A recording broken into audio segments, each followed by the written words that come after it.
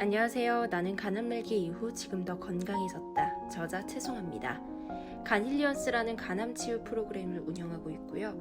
실제 간암을 치유하며 도움되었던 내용을 바탕으로 콘텐츠를 제작하고 있습니다.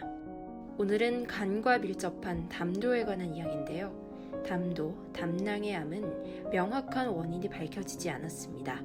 하지만 위험 요인에 대해서는 충분히 예측이 가능한데요. 간에서의 전이, 담낭의 담석 혹은 담도의 염증 등이 대표적인 원인입니다.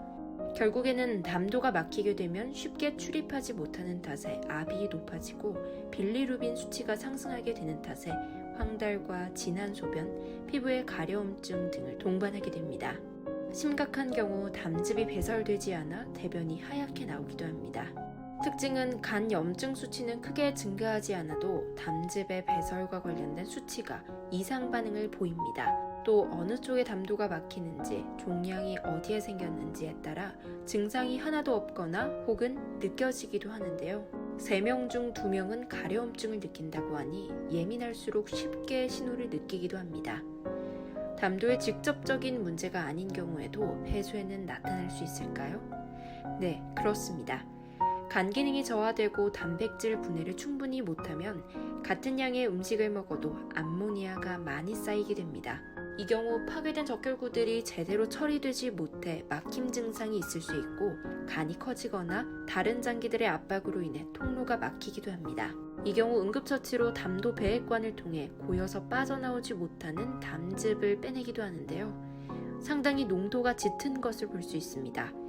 그래서 우리는 충분한 수분을 섭취해야 하고 또 좋은 소금도 섭취하여 염증을 조절하면서 제대로 배출될 수 있도록 하는 습관을 가지는 것이 중요한데요. 간암 말기, 담도암 말기 환자의 경우에는 더더욱 금지해야 할 것을 확실히 지키면서 치유를 병행하는 것이 핵심이 되어야 합니다.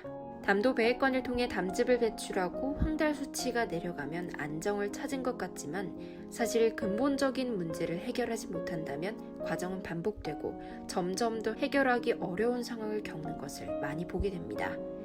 조금만 방심해도 막힐 수 있는 담도는 담즙을 묽게 해서 자연스럽게 소변으로 배출하는 방법, 또 올바른 영양요법으로 몸속에 바닥난 효소들을 채워나가는 것이 중요합니다.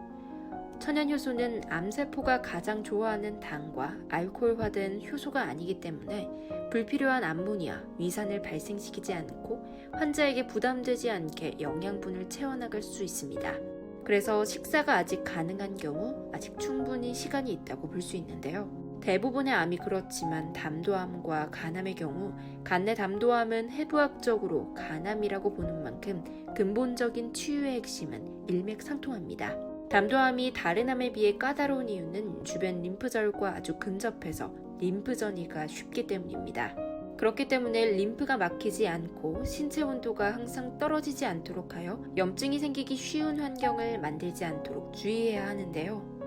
상황에 따라 직접적으로 림프 운동을 도울 수 있겠고 영양요법과 천연효소들을 통해 혈액량을 풍부하게 하고 좋은 피가 힘차게 돌 수 있도록 하는데 포커스를 둬야겠습니다. 구체적인 질문이 있으신 분들은 현재 운영하고 있는 네이버 간힐리언스 카페에 질문을 주시면 답변 드리도록 하겠습니다. 늘 건강하시길 바랍니다.